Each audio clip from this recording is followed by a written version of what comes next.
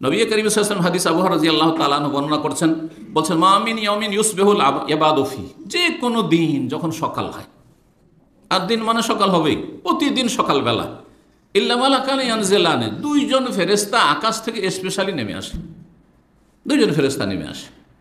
আর সমস্ত মানব জাতির জন্য এই দুই ফেরেশতা হয় ভালো দোয়া করে, না হয় মন্দ দোয়া করে। দুইয়ের এক পাচ্ছেন আপনি আমি। ইল্লা মালাকান ইয়ানজিলান, দুই ফেরেশতা নেমে আসে, ফায়াকুলু আহাদুহুমা, তাদের একজন নেক দোয়া করে, ভালো দোয়া করে, আল্লাহুম্মা আতি মুনফিকান খালাফা, হে আল্লাহ, যে দান সাদকাকারী, যে বেশি বেশি খরচ করে, সে গরিব অভাবীদের ক্ষেত্রে হোক, আর আত্মীয় স্বজনদের ক্ষেত্রে হোক, আর নিজের বাবা মায়ের ক্ষেত্রে হোক, বাবা মায়ের তো খুব ফরজ, সেটি ফরজ ব্যয় বহন, এমনকি ছোট ভাই বোনেরাও যদি থাকে আর তারা এখনো কাজের যোগ্য হয়নি, সেইটাও ফরজ। একটা ফরজের স্তর রয়েছে প্রত্যেকে বন্দেগীর ক্ষেত্রে, একটা ফরজের স্তর রয়েছে, আর সেটা শেষ হলে তখন সুন্নত মুস্তাহাব নফলের স্তর শুরু হয়।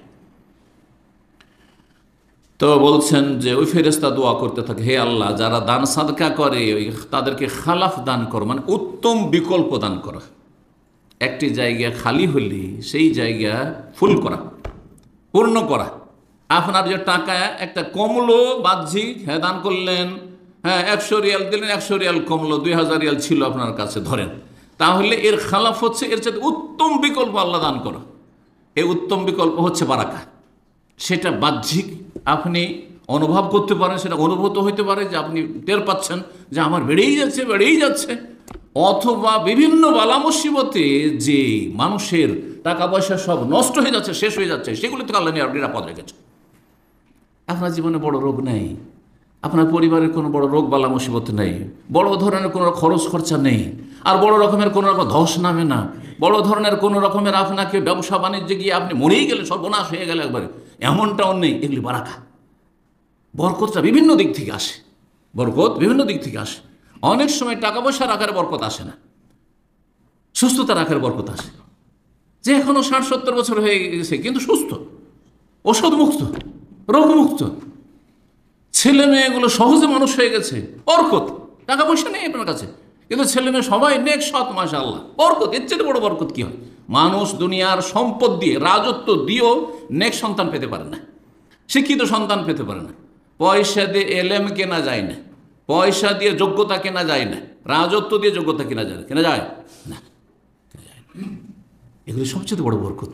পয়সার বরকত শুধু এই মনে করলে হবে না, আমি এত দান খেরাত করছি আর বেতন কেন বাড়ে না, এটা মূর্খের চিন্তা। হ্যাঁ, আমার পয়সা কেন বাড়ে না? অন্য দিক দিয়ে আল্লাহ রাব্বুল আলামিন বরকত দান করে, যেটা আপনি এই চোখে দেখেন না, বাসার দিয়ে দেখেন না, বাসিরাত দিয়ে, অন্তর্দৃষ্টি দিয়ে আপনি দেখবেন, যদি ঈমানই অন্তর্দৃষ্টি থাকে তাহলে। তো নেক দোয়া করতে থাকে ফেরেশতা, এক ফেরেশতা, আর এক ফেরেশতা ইয়াকুলুল আখার আল্লাহুম্মা আতি মুমসিকান তালাফা, হে আল্লাহ, কৃপণকে তুমি সর্বনাশ করো। তালাফ মানে নষ্ট করো, তার ধন সম্পদ নষ্ট করো, তার ভবিষ্যৎ নষ্ট করো, তার ক্ষয়ক্ষতি করো তুমি। সে যেমন কৃপণ হিসাব করে, তার আশেপাশে মানুষ অনাহারে মারা যাচ্ছে, অভাব রয়েছে, প্রয়োজন রয়েছে, আল্লাহর দ্বীনের খেদমত প্রয়োজন রয়েছে, হ্যাঁ, একটি মসজিদ নেই, একটি ইসলামিক শিক্ষা প্রতিষ্ঠান নেই, হ্যাঁ, গঠনমূলক কোনো কাজ হয় না, দাওয়ার কাজ হয় না, আর খরচ করতে চায় না, সে কুক্ষিগত করে পয়সা রেখেছে। জি, সবসময় শুধু স্বপ্ন, কী করে বড় হবো, কী করে বড় হবো, পয়সারই বড় হতে চায়। এরা হচ্ছে মুমসিকান, পয়সাকে কুক্ষিগত করে রেখেছে, কৃপণ। তালাফান, এদেরকে বরবাদ করো, এদের নষ্ট করো। এই বদদোয়া পাইকারা, বখিল, কৃপণ যারা, আল্লাহ যেন কৃপণতা থেকে মুক্ত রাখেন। সেই বুখারী 1351 নম্বর হাদিস, সেই মুসলিমের 1678 নম্বর হাদিস। দ্বিতীয় হাদিস আবু হুরায়রা থেকে বর্ণনা রাদিয়াল্লাহু তাআলা বলছেন, রাসূলুল্লাহ মা নাকাসাত সাদাকাতুম মিন মাল, দান সাদকাতে ধন সম্পদ কমে না, কমে না। বাহ্যিক তো কমলো, আপনি যদি মাসে 500 রিয়াল, হ্যাঁ, দান সাদকা করেন, হ্যাঁ, অথবা যে কোনো কল্যাণমূলক কাজে আপনি খরচ করেন, সেটাও সাদাকা। হ্যাঁ, জাকাত দিলেন, শতকরা 2.5 টাকা বাহ্যিক কমলো না, কিন্তু কমে না, তাতে বরং বাড়ে, বৃদ্ধি পায়। এটি একটি বিষয়। এই হাদিসের 3টি বিষয় রয়েছে, বড়ই গুরুত্বপূর্ণ বিষয়। নবী করিম সাল্লাল্লাহু আলাইহি ওয়াসাল্লামের উপদেশ, কোন ধন সম্পদ কমে না সাদকা করলে, দান করলে। ওমা যাদাল্লাহু আবদান বিআফিন ইল্লা ইজ্জান, কোন মানুষ যদি ক্ষমাশীল হয়, ক্ষমার দৃষ্টিতে দেখে, মানুষকে উপেক্ষা করে, ভুল করেছে, অন্যায় করেছে, তারপরও ছাড় দেয়, ছেড়ে দেয়, দরকার নেই, কোনো তিরস্কার নেই তার উপর। উদারতা নিয়ে আসে ক্ষমার ক্ষেত্রে, তাহলে তার ইজ্জত সম্মান আল্লাহ বাড়িয়ে দেন। ইল্লা জাদাহুল্লাহ ইজ্জত, ইজ্জত বাড়িয়ে দেন। তৃতীয় বিষয়, ওমা তাওয়াজা আহাদুন লিল্লাহ, আল্লাহর সন্তুষ্টির জন্য কেউ যদি বিনয়ী হয়, নিজেকে ছোট মনে করে, অহংকার মুক্ত হয়, যতই বিদ্বান হোক না কেন, নিজেকে মনে করে যে আমি এলমের ক্ষেত্রে দুর্বল, হ্যাঁ, যতই সুস্থ থাক না কেন আমি আল্লাহর কাছে দুর্বল, হ্যাঁ, এই কথা মনে করে না যে আমার দাপট, আমার রক্তের গরম, যতই পয়সা হোক না কেন আমি পয়সাওয়ালা, হ্যাঁ, যতই, হ্যাঁ, তার কাছে দেশের রাষ্ট্রীয় শক্তি হোক না কেন, সে নিজেকে যদি নমনীয় করে, সে যদি বিনয়ী হয়, নিজেকে যদি ছোট মনে করে, অহংকার মুক্ত যদি হয়, আর এটা খুবই কঠিন।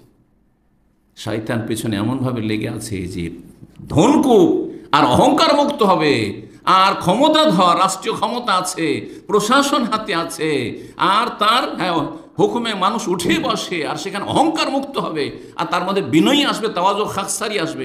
কঠিন বিষয়, মুজাহাদা করতে হবে এর জন্য সর্বাত্মক চেষ্টা লাগবে, হ্যাঁ, আত্মার পরিশুদ্ধি করা লাগবে, তাজকিয়ে নফসের প্রয়োজন রয়েছে, আত্মাকে দুনিয়ার স্বার্থ থেকে, গরজ থেকে এবং কুপ্রবৃত্তির অনুসরণ থেকে মুক্ত করার চেষ্টা করতে হবে।